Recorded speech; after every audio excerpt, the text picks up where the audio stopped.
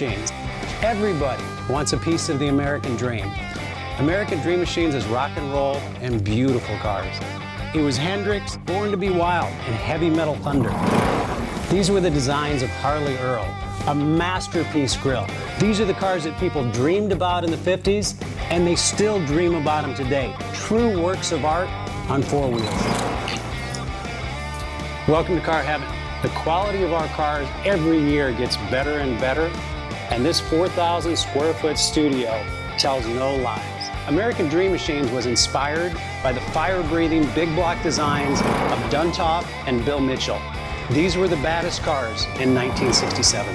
It's not all about the numbers. If we can get 500, 600, 700 horsepower in one of these street beasts, it's a whole lot of fun. At American Dream Machines, we've purchased thousands of cars over the years, and we've learned the hard way. We had to fix them. Our mechanics and restoration staff here are the dream team, and they get 200 cars a year ready for our customers. Yes, I love that. American Dream Machines opened our doors in 2003. We've sold thousands of cars all over the country and all over the world. We have beautiful cars here, and you should own one. So you want to drive the Buick in the back?